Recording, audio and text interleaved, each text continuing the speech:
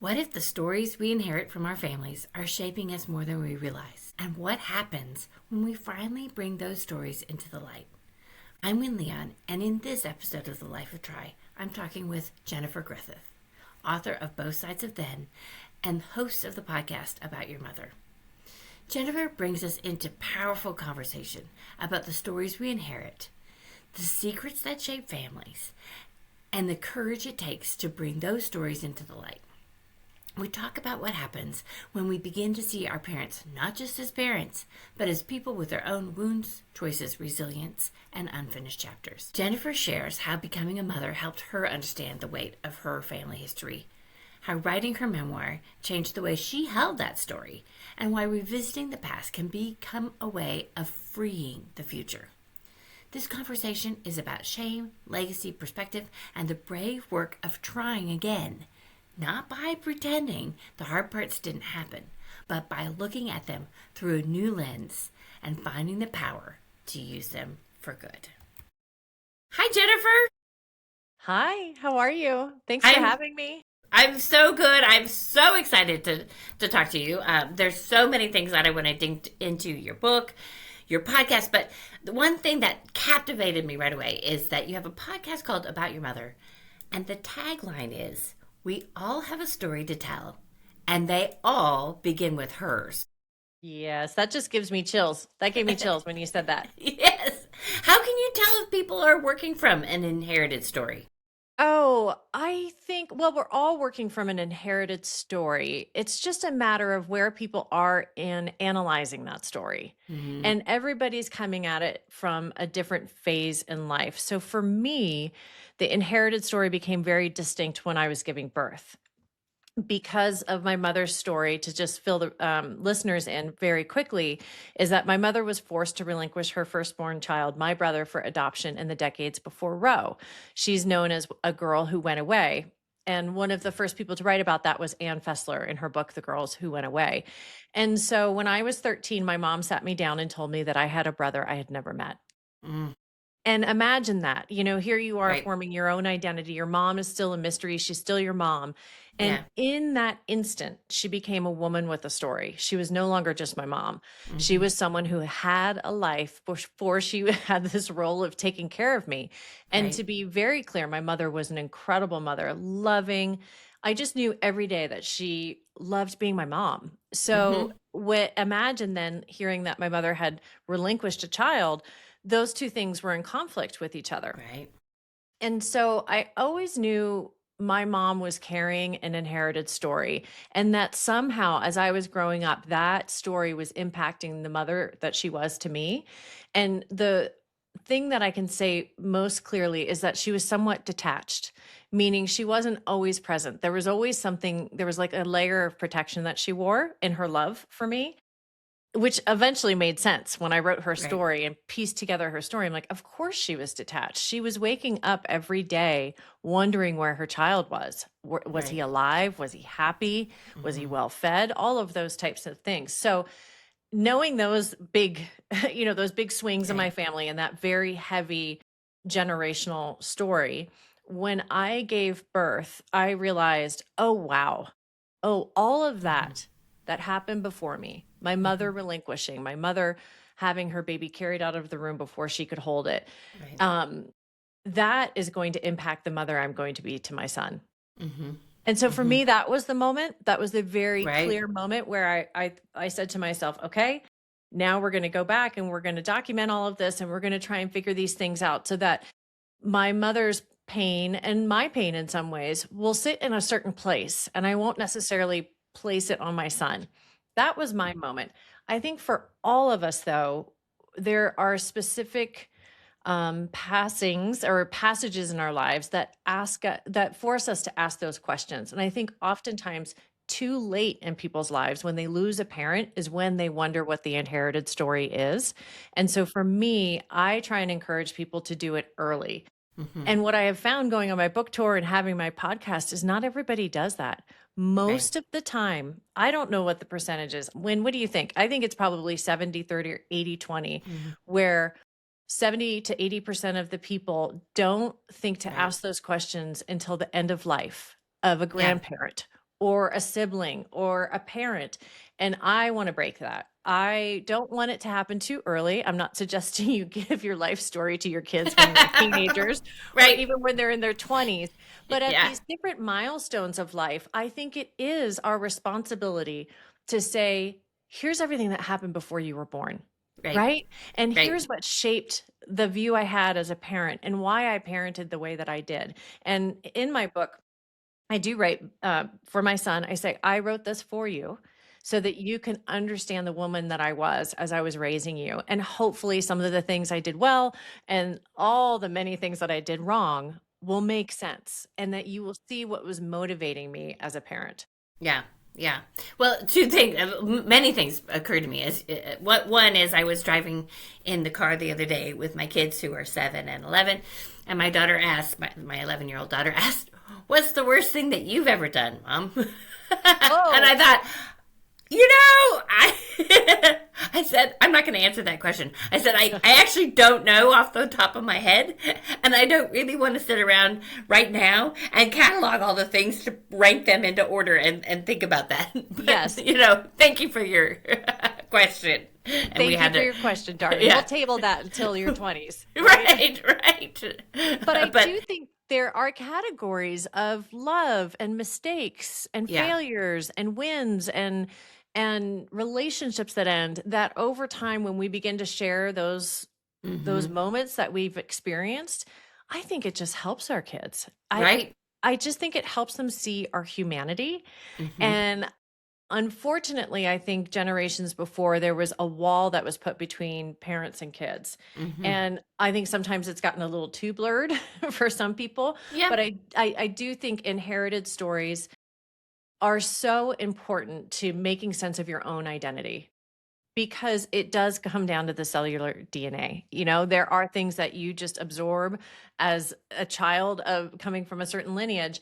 And if you begin to understand those stories and their complexities, the messiness of love and the messiness of family, I think you just become more comfortable in your own skin. And that is the win for me Yeah.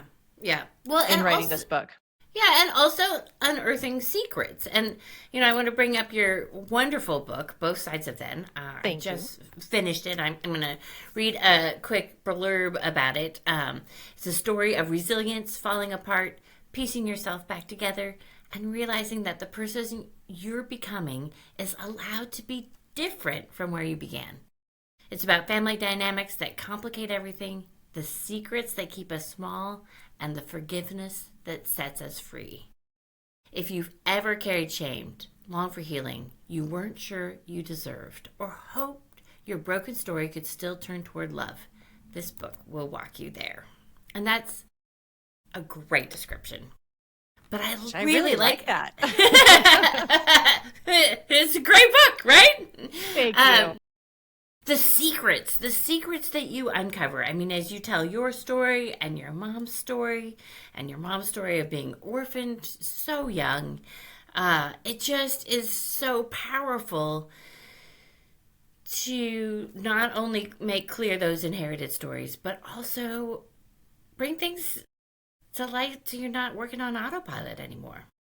I love that. We're not working on autopilot anymore. Ooh, we're gonna have to add that. You're you're a marketer. You're a marketer too. Well, there's a wonderful saying, of course, that I did not pen, but that shame cannot live in the light. And my mother was someone so born of shame. She was orphaned as a young girl. Her mother died, and then her father died, and lived in an orphanage. And so when she went to this, I think is just a great example of this shame that she lived with is imagine having a family, a home, and it falls apart. And then you're in an orphanage with your siblings. And then you're going to the public schools where everybody's coming from the neighborhood and they are known as the orphans. And my mother would always tell the story of when they would say you had to say your name and your address. And when she said her address, she felt everybody's head turn to her and just judge her as, oh, you're one of those. You're someone without a family. And so my mom was not super excited about the book coming out, but what I have seen the evolution of her is see that she should be proud of her story. And so I think that's a wonderful example of shame not being able to live in the light. And I certainly write my own shame too.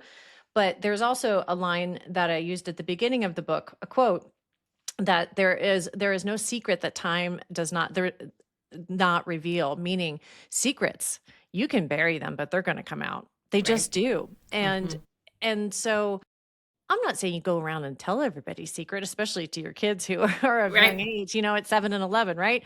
And, secrets, you do have to, there are boundaries and there's ways to keep things in. However, there is something really powerful about breaking family secrets because it does in the end create closeness. And that, I think, is one of the reasons that my father revealed his big secret days before he died. You'll have to read the book to know what that was. Right. But it was the missing piece to my childhood. The minute he told me that, he knew the day he was going to die. And he, a couple of days before, felt the responsibility of revealing this secret, this part of his soul. And I don't think he would have been at rest if he hadn't told us that. And so I think that's another reason to know that, like, confiding in the people that you love and revealing your true, raw, messy self is such an important thing to do. Now, I'm not saying go write a memoir and put it out there so people can read. I don't recommend it to everybody, but if you want to, go ahead. I'll support you. And I know what that's like. But more so revealing your true self. And I think we live in an age where we are projected, or people are told to project a certain image, a certain cage around themselves of perfection. It's something I suffered from as a young girl, and I'm here to break that all down. Yeah. But also people don't connect with perfect. I also love, like, one of your recent podcast guests was Dave Sanders. Sanderson. Dave Sanderson, right? Yeah. And he had a really good example. He was a passenger on the Miracle on the Hudson, the plane that went down in the Hudson. And as he was getting off the plane, he heard his mother's voice, right? Yes. If you help, God will take care of you. And his mother had been dead for 7 years. Yes. So it's not always an example of the inherited stories as shame or secrets or all that other stuff, but just working from that, understanding where that script that our parents leave us with takes us. I love that. And that's such a great flip. Yes, because people do focus on the kind of juicy shame and secrets and all that kind of stuff. But your point is, it's even just the things that your parents said to you, a couple of lines that you distinctly remember them saying over and over again. Right. The one that's popping in that my dad used to say, I don't want to say that one. He was like the one that's at the top. Yeah. But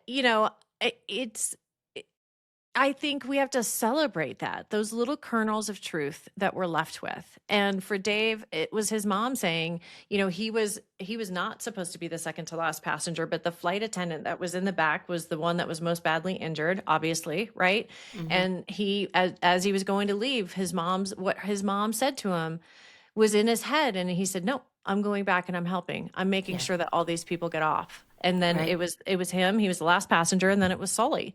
Yeah. And I don't know if you read the recent news on Sully, but shout out to Sully and his, what he's going to be going through with Alzheimer's. He's an absolute American hero, and we all will always remember what he did. Right. It's such a good shout out to Sully and his family as they go through that. Absolutely. But I think that's a beautiful way of saying it. And our lives cannot be dwindled down to, just a couple of lines, but there are moments and takeaways that I think are so important to capture and document and keep passing on. Kernels of truth. Yeah. My dad's first line that keeps popping in my head, probably because we're on a podcast, is pretty naughty. So I'm not going to say that one. But then I remembered, I did ask him when I was sitting at his feet at the end of his life. I said, Dad, what do you want my son, who's now 16, who was 4 at the time, what do you want me to tell him about being a man? What, because he was the only boy in the family, my son. And my dad said, they're going to try and knock you down, but just keep getting up, keep getting up until you can't get up anymore. And that was my dad. He was just gritty to the core. And I love that that's his legacy, you know? I think that's great. Right. So, and legacy becomes so important, especially these days in such a digital world. I think the human legacy element is getting more attention. Yeah. And understanding your parents' story. I mean, I think you say this. I suppose all of us are trying to decode our parents in some way, to understand them, so we can have a sense of who we are and why we had the experience we did growing up. And the hope is, if we can figure out the riddle, we can do better for our children. Right? And you just illustrated that. Yeah, that whole point. And especially when you get your dad to name his legacy. That's pretty pretty good. Name your legacy. I like that. Yeah. That's a good that's a good formula too. So tell us about the lens methodology. Yes. Well, it's something that I have started to work on as I was doing my book tour, and then people were asking me, okay, well, how do I do this for myself? Yeah. Right? How do I, because I think sometimes as we're growing up, there are these stories that we tell ourselves about who we are, and we believe them really easily in the beginning. And then we start to think, I'm not sure that's true. You know, I'm not sure that that moment at my kitchen table or in my living room, I'm not sure that the way I remember it is exactly what was completely going on. Right. And the reason I can say that with confidence is because I had to reconstruct my life in the book and my mother's life with not just my perspective, with multiple perspectives, and to recreate scenes where everybody is present and everybody comes with a different concept. That's why you can have a family dinner and everybody remembers something completely different. Right. So the lens framework is initially listen to that story in your head. Why is that on repeat? And why is that particular scene or narrative said the same way? You know, why have you told yourself that over these years? And then engage with it. And when I say engage, write about it, journal about it, ask people about it. I would ask my sisters, because one thing with memoir is you are seeking the truth with blood. So you want to make sure that you're not putting something in there that somebody's like, that is not what happened. They will say that's not how I remember it. And that's fine. That's human nature. But that you don't want someone to say that is 100% not what happened. So engage with it, right? Evaluate it, research, even look at photos. And so for me, a lot of what I did when I was writing is I had photos spread out, old photos, and I was engaging with the story in a different way, right? So journal, photos, conversations, researching, that type of thing. And then narrate, retell that story, not just from your ego, not just from what you remember, but imagining what it was like for other people, right? So, and that's the wisdom of maturity, right? And living. And so to rewrite that scene in which I begin the book, I had to not just sit from the moment where my mom is telling me from the chair that as a 13-year-old, I'm hearing I have a brother.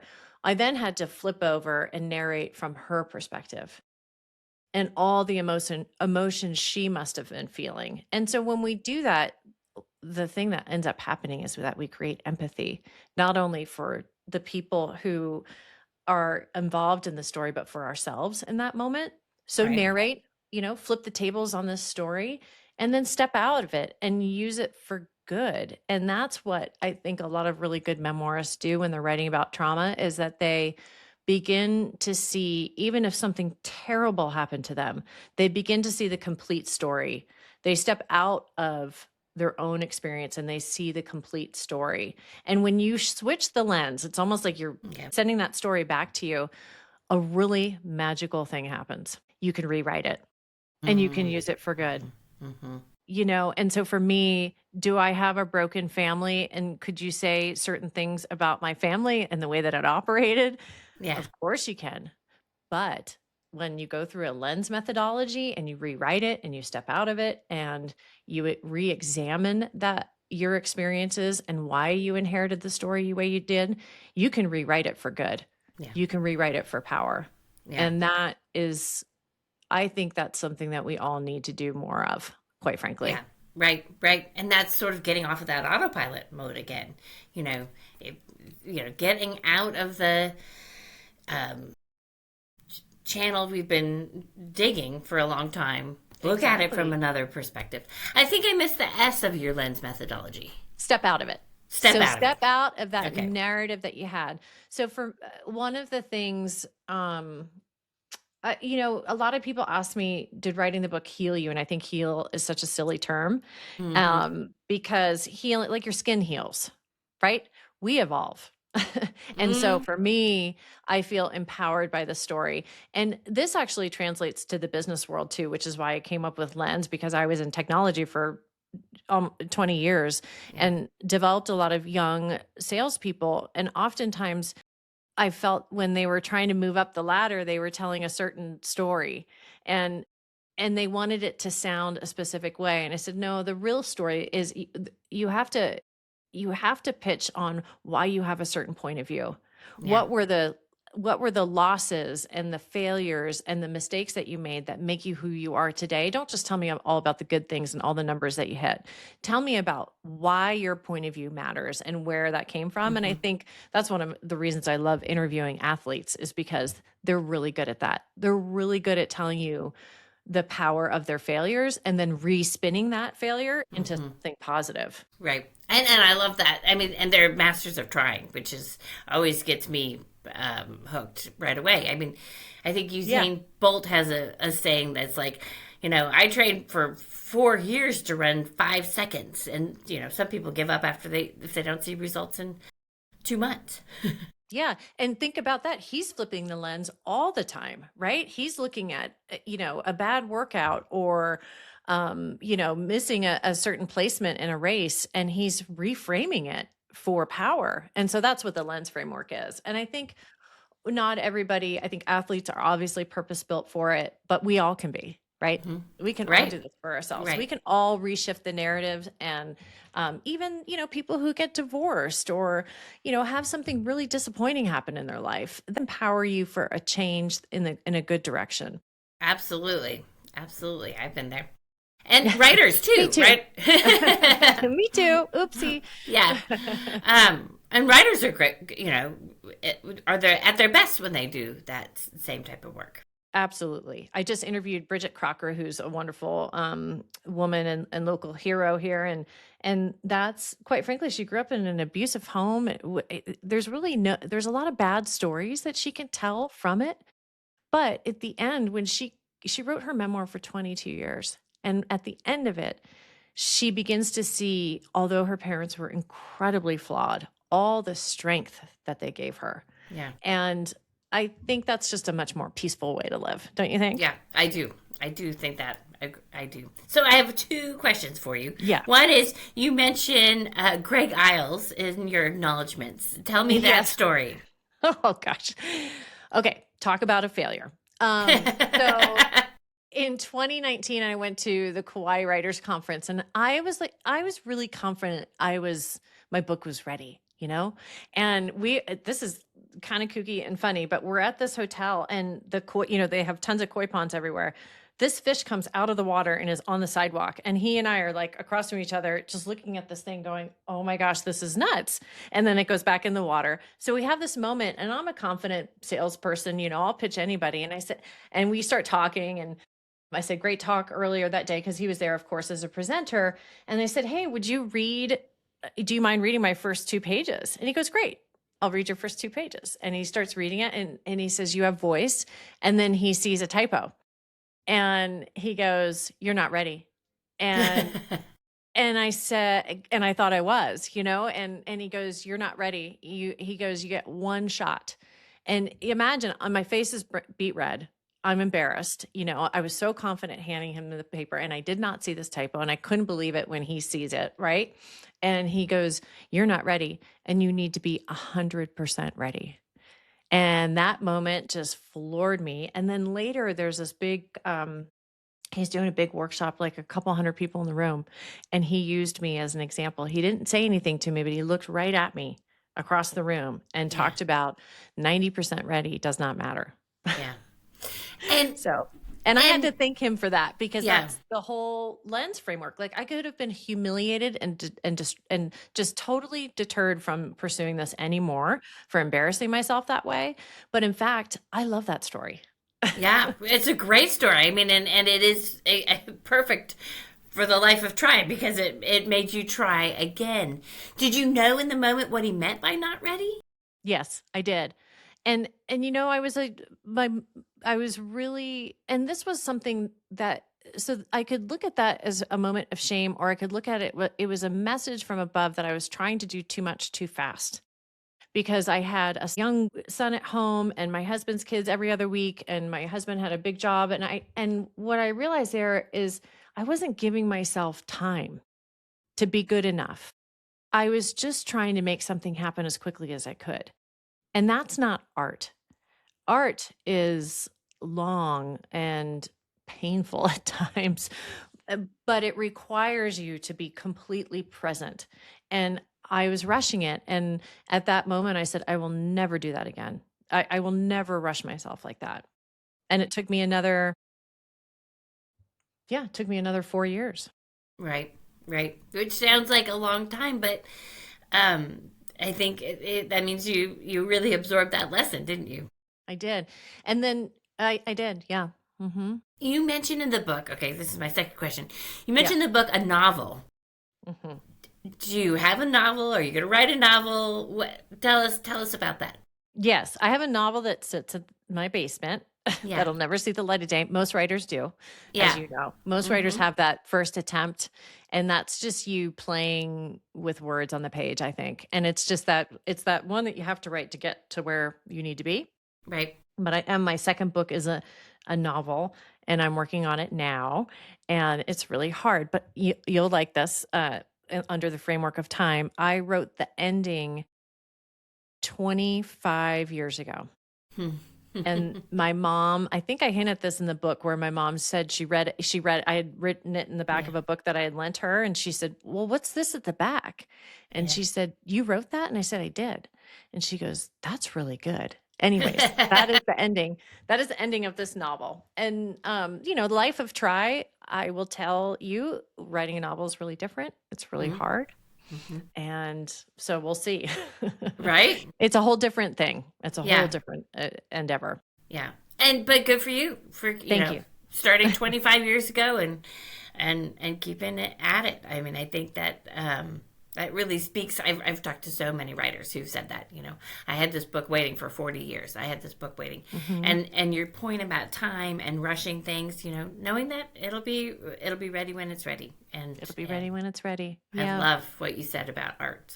So good. Thank you. Jennifer, thank you for your time. It's so lovely to meet you, talk to you. Oh, likewise. I love what you're doing. Keep going. The life to try. Likewise. Thank you. You bet. Thank you so much for listening to this episode of The Life of Try. I'm grateful you spent this time with us as Jennifer Griffith shared her wisdom about inherited stories, family secrets, resilience, and the power of looking at our lives with a new lens. If this conversation stirred something in you, especially if there's a story, memory, or unfinished chapter you feel called to explore, I think you'll also love the episode called How to Finally Write That Book You've Been Dreaming About. It's a wonderful companion to this conversation and a great next listen for anyone who has ever wondered whether the story inside them is ready to be written. Until next time, thank you for being part of my tribe, and keep trying.